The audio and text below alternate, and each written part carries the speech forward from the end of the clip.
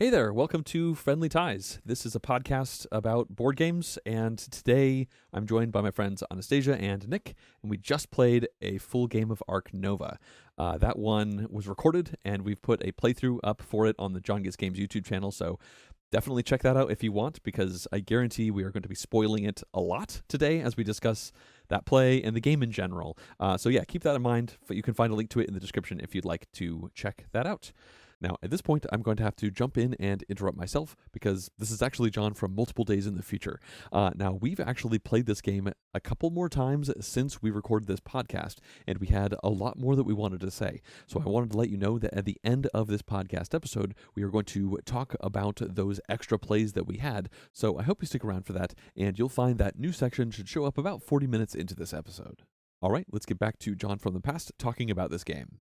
So yeah, let's talk about Ark Nova. This was our second play for all of us, and it's like a Franken Euro game. I guess I should have mentioned that at the start because not everybody has actually seen the playthrough. But yeah, it's got hexagonal polyominoes laying on your own tableau. So kind of like a Feast for Odin, but like a simplified version of that. You get some bonuses and stuff based on where you place. Yeah, it's got a Terraforming Mars vibe because it's got this gigantic deck of over 200 unique cards that you draw from frequently that have little icons on them that chain together and have various actions that you can utilize.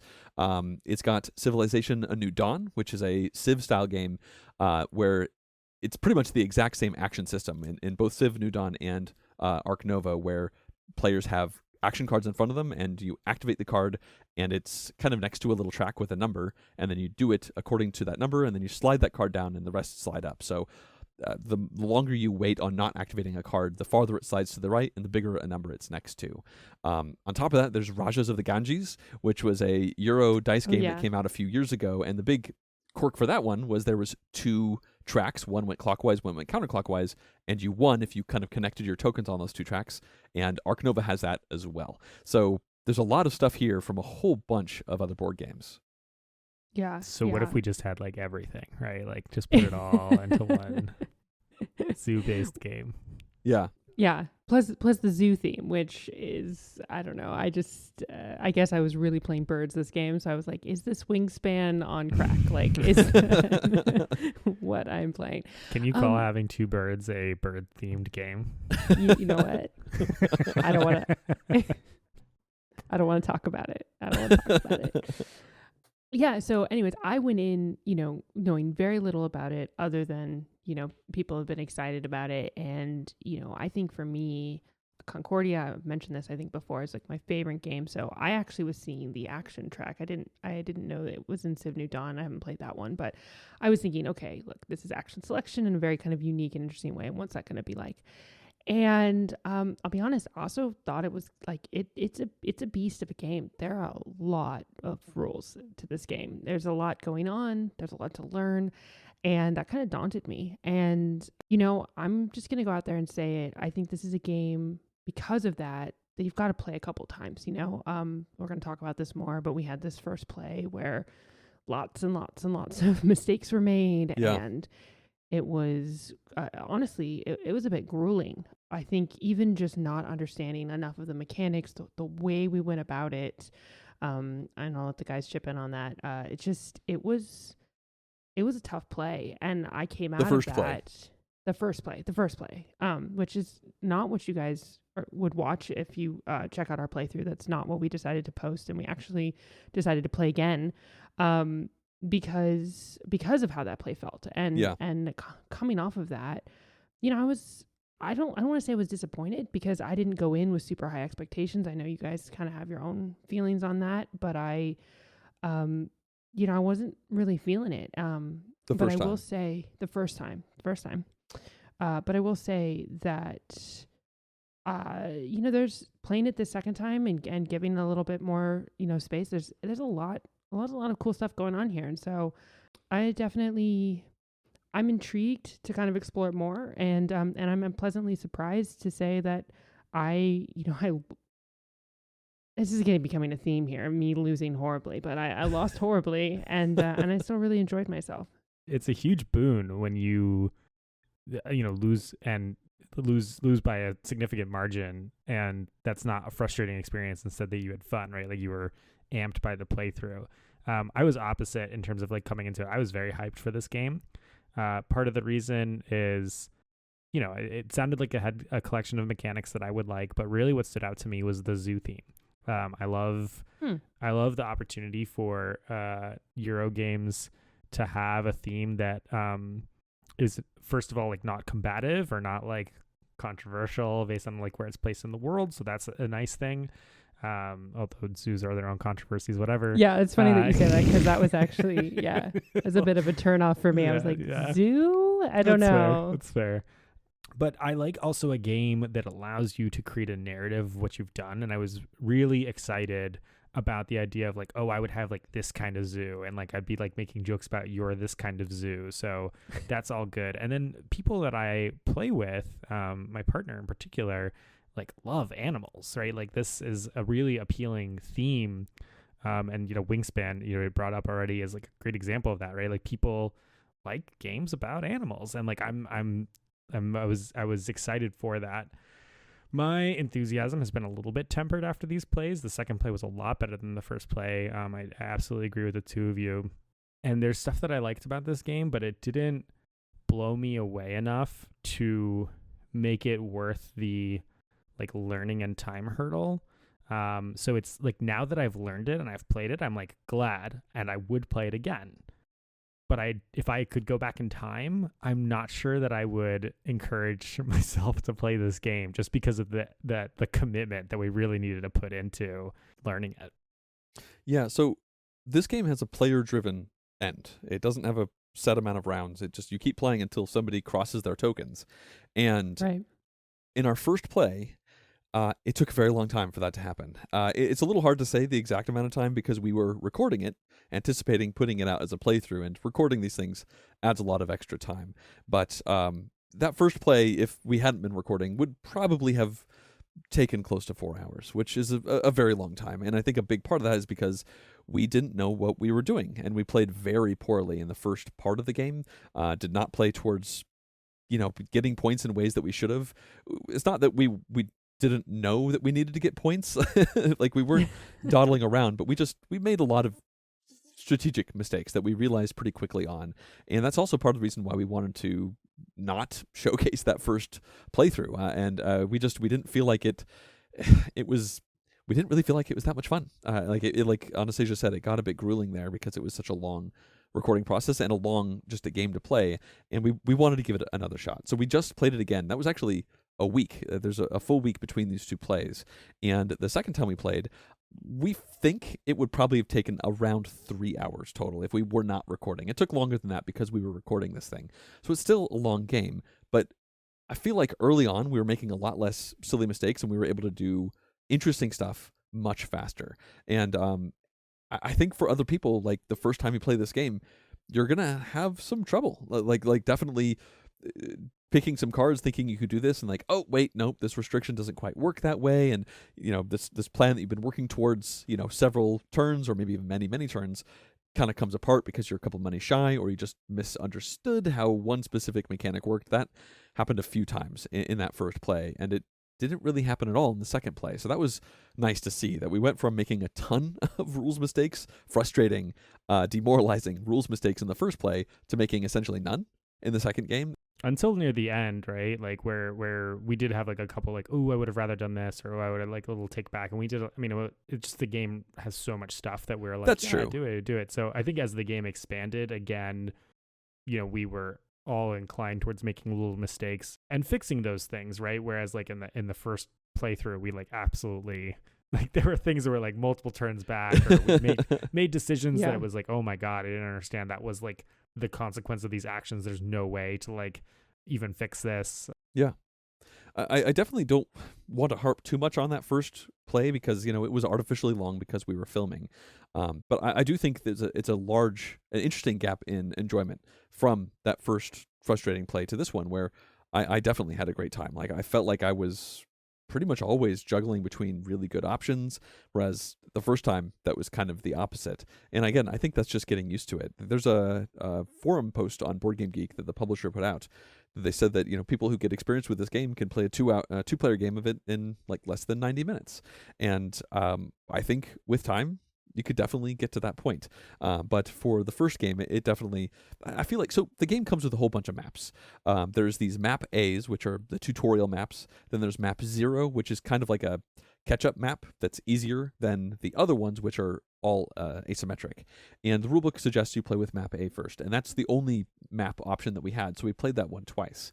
And part of me wishes that map A was maybe a little bit even more gifting to kind of catapult you in and make a shorter first play. And honestly, maybe even just, saying, start at 20 appeal or something like that. I don't know. But I just feel like the first experience, the first impression is going to be really important. And reading from a bunch of posts online, they say, like, once you play the game once, like, you really should jump into those asymmetric boards. And that's something that I am actually quite interested in doing.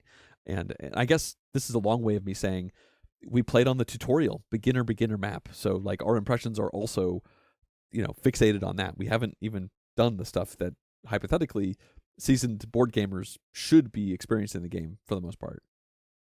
I actually want to kind of, before we kind of dive in a little bit deeper to this play and kind of more of our overall thoughts on the game, I do want to kind of pull out something that did happen. Again, we don't want to harp on our first play here, but one thing that was a big change was that we decided to play the Care Bear version. I think that's what, is that what the designer called it, or the That's nice what I version? called it. Yeah, the nice Is version. that what you're calling it? Yeah, we're going to call it. It's a variant. Believe, John, you said the designer posted, I think it was on BGG That's about correct. this. And the idea is that there's these 10 interactive cards. They have a little bit at the bottom that is just for the solo game. And that's kind of important, actually, because if you do play with them the normal way, one of the things that kind of caught us up, which we didn't realize at first, was that you don't actually get that extra benefit. So that was one kind of thing that we ran into. But the other thing is just that these interactive cards, they're like a take down the leader mechanic. Not all of them, but definitely one, like the pilfering one, a couple of them. And they hurt and they're mean. And that was really hard. So, in the first play. Just to give a little tiny bit of context, it's just Nick had actually made a mistake, and he had, played a card he didn't realize he could play and kind of built his game around it. And then I had this card that was one of these attack cards, and I was waiting for him to kind of get into the lead on both tracks so that I could then play this card. And I think it forced him to lose 10 money or let me take 2 cards from his hand. Mm-hmm. And, this is a heavy, serious Euro. Like, I'm going to put this in, like, for me, this is like on the level of Gaia Project. I'm sure some, people would disagree, but it's like that level of like depth and complexity and planning and like every little energy counts. That's what this is. Every little money and everything you're doing counts. So even though it's like the player can choose, the person that's being attacked can choose, we had a really difficult moment where I was like, do I play this card? I really need to play it, but it just feels so bad. And it was a difficult moment for all of us. And it really made us reflect, like, we didn't want to play with these cards. I think Nick drew several of them. He actually buried them in the game. I ultimately did end up playing that card. I think, as it turns out, I couldn't play it then. It doesn't matter. But the point is, in that first play, for me personally, it completely colored my experience of the game. I was like, I don't want to play this again with these cards. And then, John mentioned that the designer had this variant. I think it's great. And I have to say, taking them out, for me personally, really helped the game. I didn't want the tension of knowing that those could be played against me. I didn't want the emotional conflict of choosing whether or not to play them. I'm very grateful to have taken them out, and the game for me is 10 times better because we didn't play with them. I understand people will like them and they want to keep them, but I'm just saying, if those turn you off, try playing without them, because it really helped. Just to confirm, like, we played with the cards. We just played with the solo effects on the bottom instead of the main effects on the top. Yeah. And the weird thing about these is that there's 212 cards in that deck, and 10 of them are interactive. So it's like 4% of this deck can punch somebody in the face, which is really a small amount. Like, you could easily play this game and never see any of those. But we drew so many of them. We drew more of those than we drew birds, let me tell you. Yeah, not a great experience. And it's interesting because the closest comparison is Terraforming Mars again, right? Not only it's a big stack of cards, but there are a few cards in these big stack of cards that attack another player. But a difference that exists between this game and that game is that in Terraforming Mars, you choose what player you hit. And in this game, it just says, hey, you target the players who have the most points or someone who's in front of you. And there's a couple things that I find weird about that. I mean, I can appreciate what they're trying to do with it, right? They're trying to take away that part in like Terraforming Mars where you're like, take that to the person who's already down, right? That you like misjudge who's winning and therefore like target that person, which I appreciate. That being said, you know, in many Euro games, having the most points at a given point in time is not a good indicator of who's winning in a lot of instances. And so it's a really rough proxy for saying, hey, like, I want to take down the leader. And like, you might even have a perception of the game where it's like, it's very obvious that this person is winning, but they don't actually have more points. So I can't even target them with this negative card. I find that to be a weird dynamic. So I almost want it to be like, if the game is going to be interactive and have those cards, like, great, that's a part of the mechanic. But here it seems almost like this little hanging appendix. And when we excise the appendix, it didn't change anything about the game, and we were happier for it. Yeah. I mean, I think another part of it, I might wrap up my thoughts on the interactive cards, is that some of them could take cards out of other people's hands. And that's really kind of, it's a big stumbling point. Some of them just made an action cost higher or had a little coin penalty, and those are going to slow you down. But actually removing a card from your hand felt like a line I personally didn't want to cross, because this game is, like you said, it's a heavy Euro, tons of planning. Some of these cards you will spend half your game trying to get played. And if at the wrong moment somebody plays a pilfer card on you and you don't have the money to pay them off and they take that away from you, I just don't want to play that version of the game. And I have to admit, I was overjoyed when I saw this variant posted by the designer. It was actually in a reply to a forum thread that I put out there, asking if, we were playing these really mean cards this way. And yeah, as soon as I saw that, I was like, this is the way I want to play it. And before we started recording this second playthrough, I asked if you two were okay with it, and you were. And I'm certainly happy that we went with that interpretation. So there's a whole bunch of other stuff happening in this game. And it's really easy to get bogged down into the minutia. And I'm sure we've already gone too far into the minutia overall. But from a very high level perspective, I really liked the planning perspective of like planning through the cards, the action cards, especially, and we're broken records at this point, but especially the second time we played. The first time, I felt very motivated to just play the biggest card, whatever card was in my 5 slot or my 4 slot, to get the biggest bang for my buck. But in the second play, where I came a relatively close second, I feel like I played this one quite a lot better than the first one. I was frequently activating cards when they were relatively low, specifically because I knew that would kick them down to the bottom, and then when I did other stuff, they would start to filter back up again more quickly. So specifically, there's this association action, and I knew I wanted to do that a lot. So I kept doing it when it hit like the 2 or 3 spot to kick it down so that it would get back up there. Instead of waiting to get to the 5, all those extra actions to bump it down, I kind of used the tempo of the game to really lean into that. And I think I placed way more conservation cubes down because of that association action throughout the game than anybody else did, because I was really enjoying that action juggle. Yeah, I think there's definitely a really interesting dance that occurs within this game. Like, you've got this action selection, row, as you were just talking about, that how you time that and when you time that and the power of each of those cards. And that is really fun.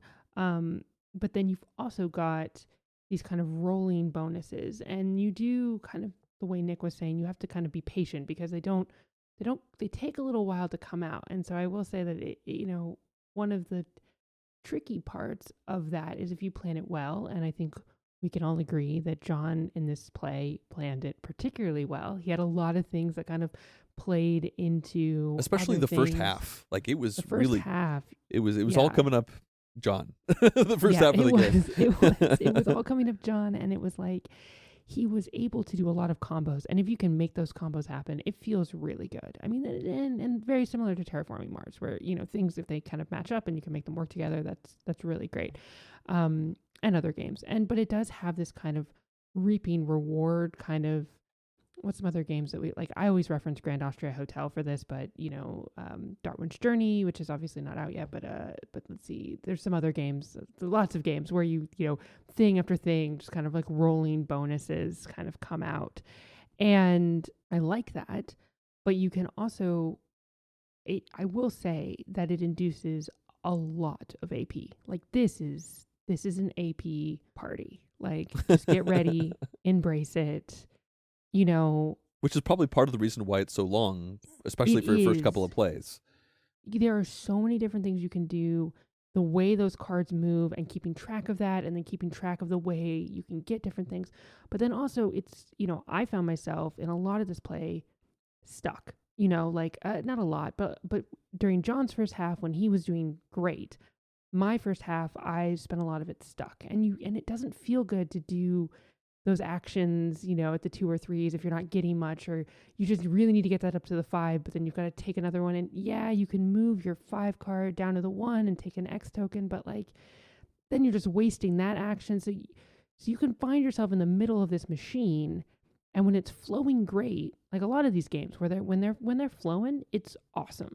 And when they're not flowing, it can be a little bit frustrating, you know, and you can really kind of work through a lot of machinations to still find yourself a little bit caught, or that's going to take you 3 turns to do something.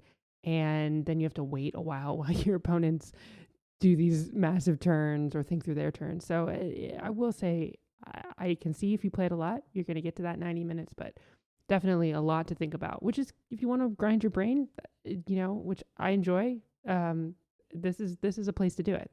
You'll get a good workout from it. Totally. I think part of the reason that like getting stuck, or that like rigidity that you felt earlier in the game, at one point in the middle of the game, I joked with Anastasia, like it felt like she had kind of like one path, I had 2 paths, and John had like 7 paths, right? Yeah. And John talked about the options as being really fun for his game. And I know that Anastasia and I also had fun in this game, but it was a different kind of fun. It wasn't about making choices. It was about making it work. And very much I was thinking the whole time about like, how can I make this work? Because I think it's because of the structure of the cards, right? In order to play an animal into your zoo, which is like really the primary thing that you're trying to do, you need to have built a building that's the appropriate size. You might need some other prerequisites, which include maybe having an association with a certain university, or an association with like a certain other continent. And in order to have built that building, you need to pay some money. In order to buy this animal, you need some money. You also need to have drawn the cards in the first place, which is its own separate action. And so there's this like pretty, you know, tightly constrained flow about what you need to do to play things under the board. And it can lead to this like sort of like frustration, getting stuck, but it also has this other side of like, when you accomplish something, it feels really good. In that first game, which, you know, we said before was like a frustrating thing at the beginning, I said, I want to play this Nile crocodile, which requires me to play 3 reptiles. And I like beelined towards like upgrading my action. I flipped it over. I put a reptile house in play. I started slamming down reptiles. I was drawing reptiles off the board. I was like prioritizing those cards. And when I played that Nile crocodile, it did feel very satisfying. And I like that, right? I enjoy that part of the game. Like it is a double-edged sword, right? Because that constraining feeling can be frustrating if you're having a hard time getting out of it. But once you get to cross that line, it's like, oh man, like I finally got to like put this bad boy down. And that felt very satisfying. I was like, this is the game plan. It's falling into place. Like it's totally been worth these like 4 or 5 steps that I took to get here.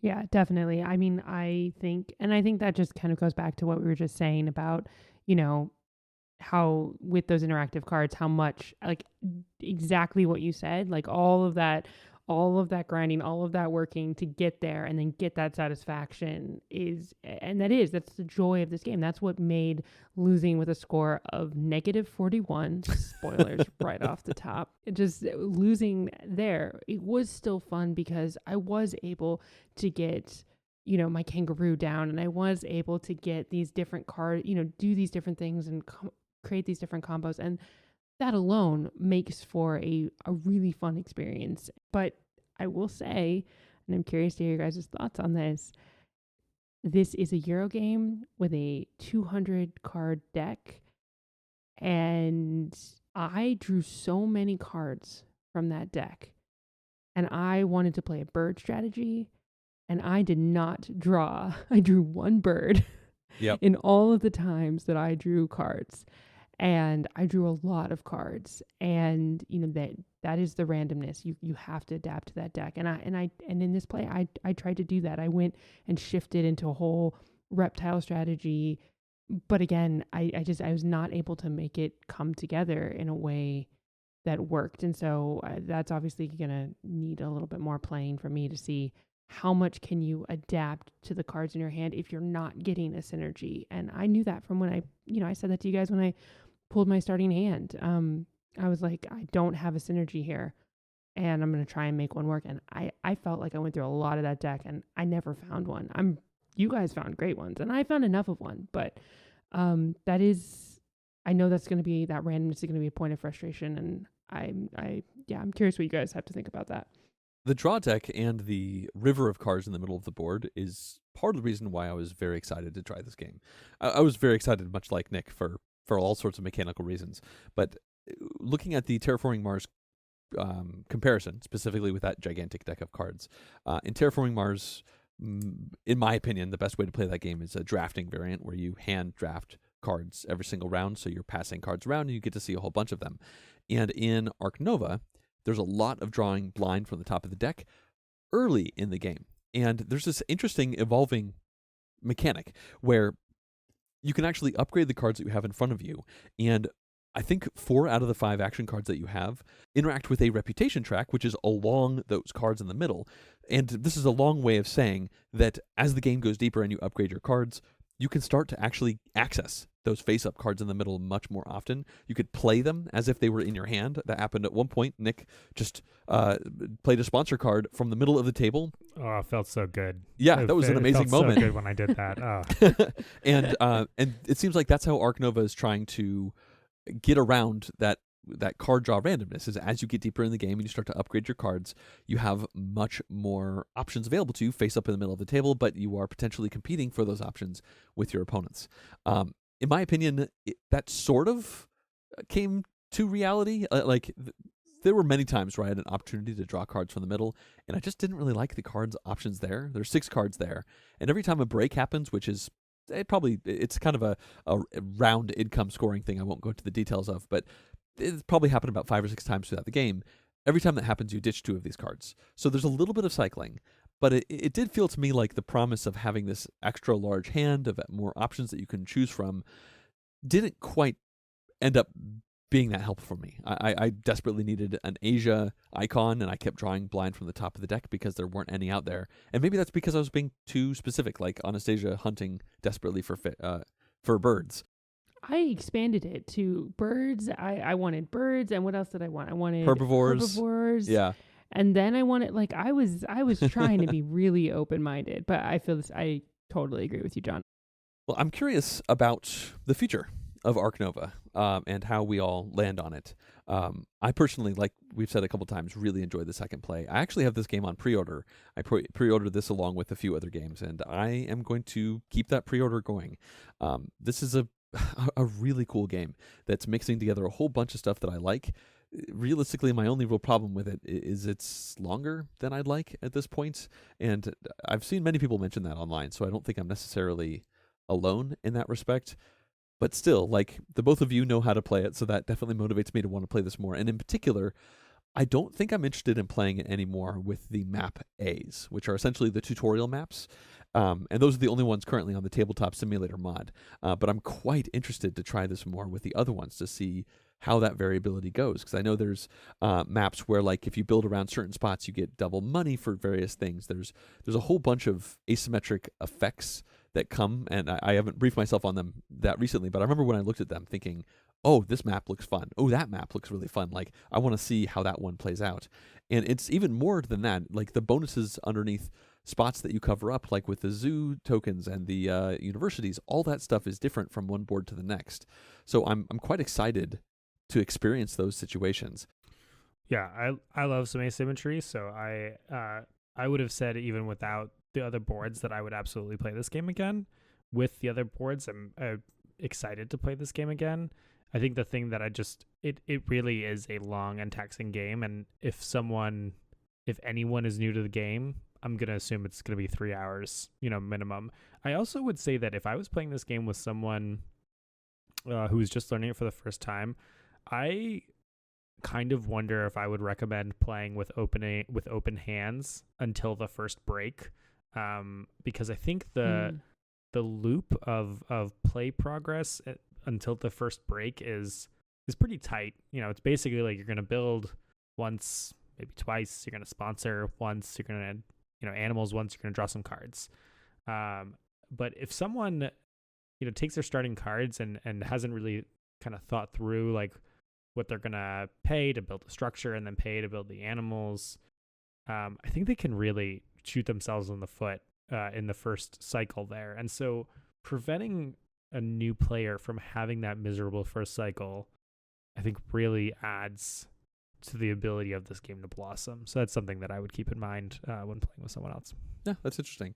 One other thing that I've read is that once you play this game a bunch and maybe you're playing it with the asymmetric boards and then you bring somebody else new in, the rules recommend that you let that new person, I believe, play the map 0 boards, which we didn't play with, but I'm not sure exactly what they look like, but apparently they are a little bit of not a catch-up thing, but a stepping stool for the new players to kind of even the situation out a little bit. And I like the fact that the game comes with options like that. It just seems like, we've played the game with training wheels, and I'm super curious to try it after the training wheels have been removed.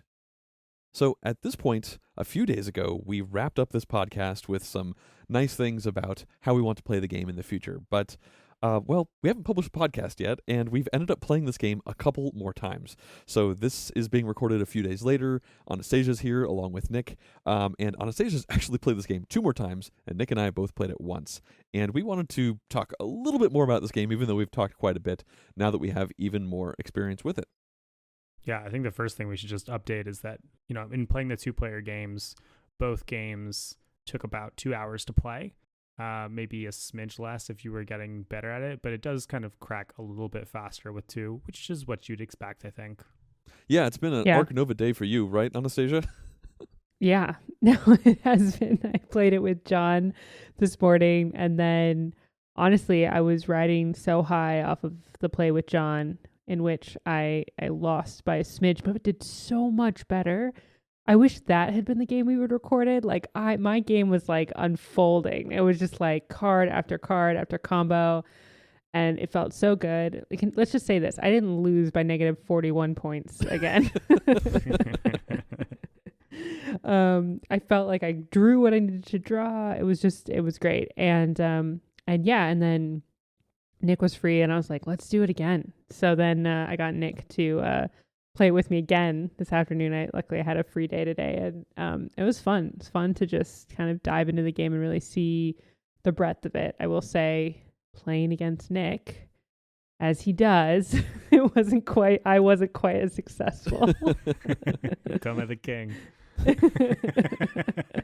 Now, one big thing about these plays, and realistically the reason why we suddenly jumped on this to play it a bunch, is that the asymmetric boards became available to be used. But up till now, the TTS module only had the basic one, which is why we played them twice. So we were all super excited to play with those, because as we just mentioned in the podcast, playing with the map A was kind of like training wheels. So we wanted to try without the training wheels. And Anastasia's now actually seen half of them. There are 8 of them total, and we played 2 in our game, and you 2 played 2 other ones in yours. The boards seem to be basically just on default a little bit less rewards than kind of that A board that we were playing at, the sort of training wheels board. But then each of them has like one, special thing that they're good at, which mostly falls into the category of being good at this type of card, being good at getting money, or getting some extra points for doing this or that. Or maybe easing restrictions. Like the one that I played let me play animals out for 1 less requirement. And I came right out of the gate in that game. I played the first 2 animals I put down. One needed a zoo partnership that I didn't have, and the other one needed, a European icon, and I didn't have any of that. But I was immediately, quote unquote, cheating out these animals because of the asymmetric effect of that board that I chose. And, that was fun. Yeah, for sure. I mean, the thing that they definitely bring out of the game is they do add this like kind of special power that you get. So in both of the games that I played today, I had abilities that gave me lots of money, too much money, if I'm being perfectly honest. I was Yeah. just so flush with cash. Couldn't figure out how to spend it all. Couldn't figure out how to spend it all. And in neither of the games did I actually upgrade my association action and use it to donate. So, Yeah. so I didn't quite do much with it. But the point is that they give you almost. I'm not going to call them game breaking powers. They're not game breaking. They're just, they do shape your play a little bit. So for example, I had one when I was playing with Nick that I could discard a card every turn for 3 money, which, was actually crazy powerful. I thought I'd read it wrong for the first half of the game. I thought it was every break. I thought it was like once per, round, if you will. It was like, and then I realized, oh wait, that's every turn. So that was awesome, except it does change the way I interacted with my hand a lot. Like I was telling them afterwards, I felt like I kept my hand really slim because I was constantly, trying to play out cards every turn or discard cards and focus on getting more cards to kind of work that engine. And so it really did change the way that I play, as opposed to my game with you, John, where my board just gave me basically an extra 5 income for placing around this one place on my board. And again, You had a rockin' restaurant in the middle of your yeah, I focused on It made doing you that lots of very money. quickly. Yeah, and it shaped how I started the beginning of my game, in that I did that immediately, and then that extra income boost really kind of fueled things along as I went. They're not. They kind of run the gamut. They're not crazy changes, but they do kind of add that little extra ability. And then of course, as Nick already pointed out, they have different little changes all over the board. So what you Yes. get and how you get it is changed up, and that's really quite fun. Yeah, that was actually something I wanted to mention. In broad strokes, you see the board and there's text on the bottom and it says, this, John gets to have 1 less restriction and Anastasia gets a bunch more income. But there's these subtle things around, like with little different spots. I don't want to go into too many details, but one for me was an income thing that I could unlock with a conservation. And it said every time we do a break, which again is every variable number of turns, you get to take income with a break. Every time I did a break, I could move cards, my action cards around. 2 of them, I could tank them all the way to the bottom, which seemed really fascinating to me. It seemed like maybe conditionally good, but I actually think that's a big reason as to why I won, because I got to use that twice near the end of the game to cycle through my cards far faster than I normally would. That's effectively 2 full turns of cycling those cards in order to get the right cards in the right positions to get a whole bunch of animals into my zoo, and then I barely won. So I really think that manipulation from that tiny little icon in one spot on the board, which I haven't seen on any of the other boards, was a really big factor. And I was the research institute, so like that made sense. Like jiggering around with the different action cards, I think thematically that worked. Yeah, just looking through them, it seemed like one of the conservation bonuses is unique on each of them, and then there's a couple other small things that change from one to another. So differences there, but I think that at the end of the day, your strategy is still going to be largely determined by the animal cards that you're drawing or the sponsor cards that you're drawing, and kind of making your game plan around that. For so sure. I actually like that. I don't think that the asymmetry doesn't take over. I was worried that the asymmetry was going to be too dictating of what your strategy was, and I thought that actually it was just kind of like a nice perks or cheating or corner cutting, rather than like a total dictation of what you were doing.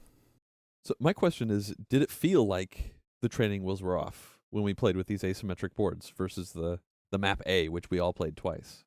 So I think for me, it did. Like I felt like, and I already said this, that the game kind of unfolded for me in my play with you, John. Like I felt like having that extra little ability helped kind of frame my direction of play. It helped me kind of I'm not sure the order of this, but in both cases, we picked our boards before we went through our hands. So it helped me think like, okay, this is kind of how I'm going to play.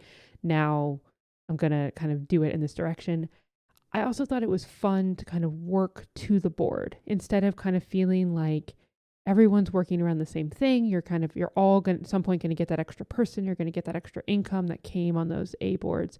I felt like you had to adapt to a very different map, to a very different series of bonuses. And each of those was kind of fun. And like, how am I going to make this strategy work? And Nick said something about the game that really resonated with me. He said that it's a game of restrictions, and how you adapt to that is how you play the game. And I felt like playing it today, I was able to see the puzzle that was there, and it's addictive and it's fun, and it's fun to like to keep playing it and to have it get better and better on you.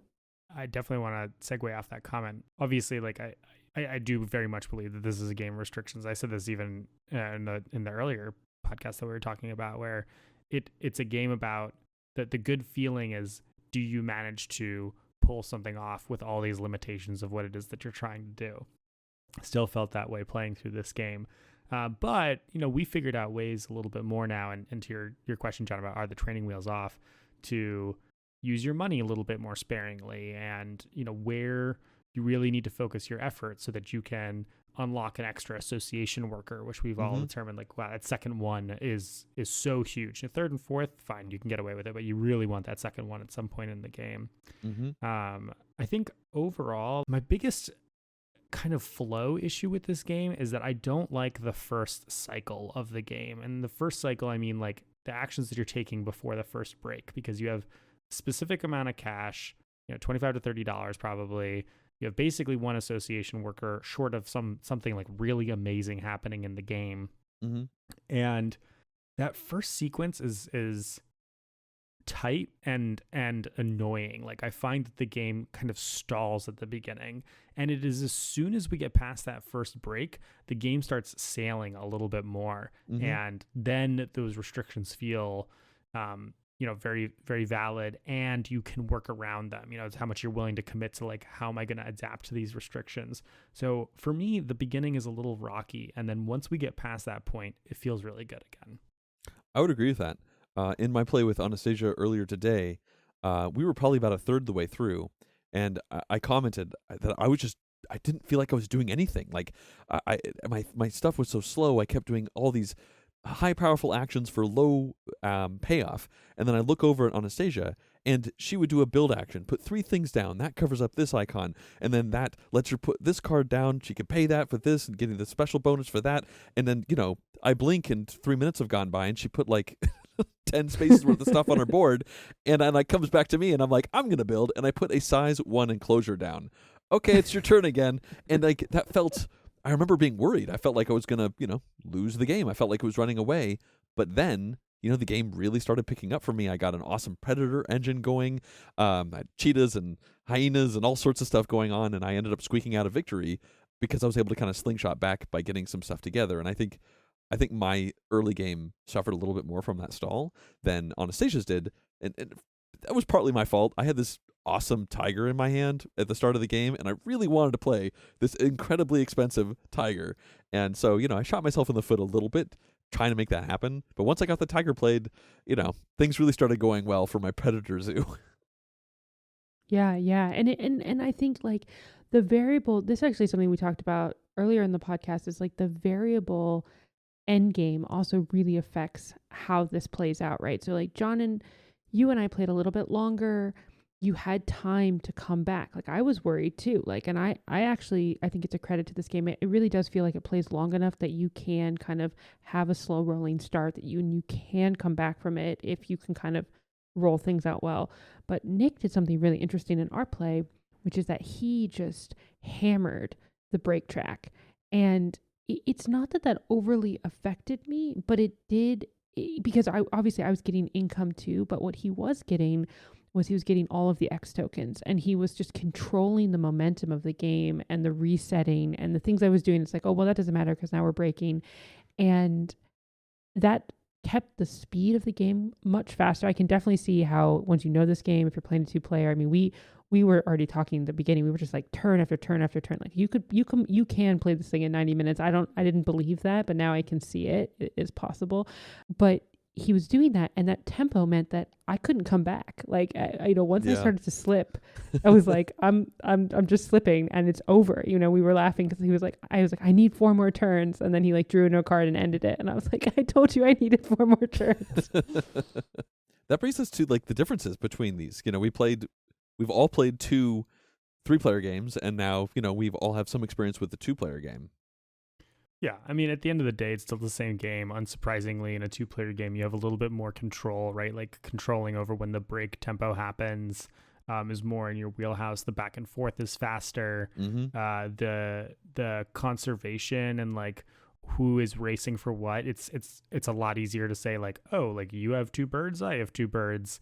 Not that that's difficult in a 3-player game, but just with heads up, it's obviously just more straightforward. So it feels the same as I would say like most Euro games in terms of the difference between 2 and 3 players. I am going to say, though, the tension that you feel, is someone going to get in my way? That is, for me at least, that is thick at 3. Like, I was just like, oh boy, this is like I was like on the edge of my computer. This is going to happen. That is not the case when you play with 2. And I actually prefer that. I prefer having the more control. I prefer being able to kind of like the chess, the kind of back and forth, kind of anticipating. But I will say it too, it was also a lot easier to just be in my own strategy and just be like, oh, you did something? Okay, fine, back to me. Like because it's moving so fast and because there's only one other player, the chances that they're going to get in your way are much less. And so this did feel a lot more like multiplayer solitaire, which for me is not a bad thing, but for some others it might be at 2 than it did at 3. And I was surprised at how different that tension was. I think it does lose some of that at 2. Yeah. And for me, the biggest impact is it's just shorter. The end game trigger doesn't change between the player counts. So there's just less time waiting to take your next turn. And that's fine with me. I think, I mentioned earlier on in the podcast, I didn't really see myself wanting to play this at 4. I could totally see myself playing it at 3 again, but I think 2 is probably going to be my favorite player count because of the joy for me of this game. And we'll talk a little bit about where we're at now, about our opinions, but I'm going to say like I had a lot of joy today in our 2-player game. The joy was putting that combo together in my own little zoo. My predators working off of each other, the other kind of things I had going on. I had tons of zoo partnerships for discounts and universities and all that kind of stuff, and I loved chaining all that kind of stuff together. And yeah, occasionally looking over at what Anastasia's doing and being like, whoa, you did some pretty cool stuff too. Okay, back to my cool stuff. And focusing on that puzzle, when there's less people around the table, you can spend more time pressing those buttons. And like we briefly mentioned, both of these 2-player games were essentially 2 hours. I think mine and Anastasia's was like 2 hours and 10 minutes, and Nick and Anastasia's was like an hour and 50 or something like that. Yeah. No, and I think, John, you absolutely. And I think I feel the same way. I think I'd love to jam this at 2. I think that's going to be my preferred player count for it too. I prefer just kind of like creating my little sandcastle and then just seeing like, is my sandcastle better than yours? And having lost this game at this point 4 times in a row, just like a streak of losses I've got going. I have won games before, I swear.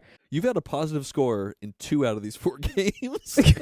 That's not something to brag about. Better. But it is fun. I have to say this is one that has unlocked for me a little bit in that I was definitely not positive on it after our first play. I don't think any of us were. No. Yeah, and I think we were all disappointed and worried about after our first play. It's a good sign that I think each of us has had more fun essentially on each subsequent play. Yeah, for sure. And I definitely think that this is one, we said that already, like you got to kind of like commit to it. And it is a heavy load. This is not one you're going to go into lightly, but once you do, I think if you are able to keep playing it, it does improve, and it has improved for me, and I'm actually really happy to see that because it's a fun game. I enjoy the puzzle of that. I still cannot figure out how to get conservation points. I don't know what I'm doing, but like conservation, early game, it is hard. It's hard to unlock that. But I will say for me that playing with you, John, and having things go so well at the beginning and feeling like I'd cracked the puzzle was intoxicating. It was so much fun. Even losing, which I don't really want to talk about, it was so much fun to have that happen. And I was like, oh, I get the game now. You just have to be really tactical. You can't hold on to anything. And it was really unfolding for me. And so when we finished, I was like, oh man, I want to play it again. And then I will say I was a little tempered playing it with Nick because things didn't unfold quite as easily. So there because is I'm that terrible to play with. Yeah, you are. That's why I keep doing it. No, it didn't, and but it wasn't him, right? It's the cards. The cards are random. There's so many of them. That the way they unlock it. I thought that, I'm sure this is a game as you get to know the cards, no matter what, you can turn it into something magical, but that didn't happen for me in the second play, and that does temper it a little bit. I was reminded, right, game of restrictions, it's hard, and when it's hard, and you can't always bring that together. But, right when we finished, it was late, and I was still like, let's go again, even though we don't have time and we're not going to. But I just meant, like, even when you finish it, you're like, let's play it again, because you keep wanting to crack that puzzle, and that definitely is going to keep me coming back. Yeah, digging this game more. It's fun to play. I'm looking forward to playing with the two of you some more. It was a lot of work to get here, though. I feel like just the amount of hours that we took into like learning the rules and then playing the game. And I wonder how I would feel playing this game with someone else. And I think I would be very wary about teaching this to someone new that isn't open to coaching. And the reason for that is because it's not that the rules of the game are that hard. In this third play here, I don't think there was like a single rules mistake or even question that felt like it came up. It is about the sequencing of the game.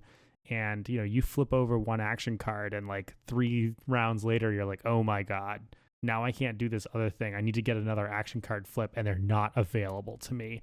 And that just sucks. Like, you could really back yourself into a corner. You need to have a lot of foresight in this game in order to play it, not even well, but just like to do the things you want to do. And you can get to a point where you're like, I can't do anything. And that's really tough for until you really get what's going on. So I do stand by that.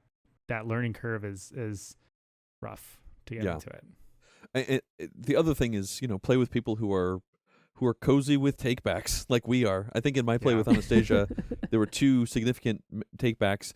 It wasn't like there was no new information, but like he was like, oh, I want to do this enclosure. Like, I didn't realize I already had a 3 enclosure and things like that. And I think Anastasia had one big one. And our group is totally down with those kind of things to help out these situations. Because I definitely had a chicken and egg situation at one point where I said, I'm going to activate the thing in the 5 and then the thing in the 4. I'm like, I have to do the thing in the 4 before the 5 and the 5 before the 4. And I just kind of, my brain spiraled off into an infinity.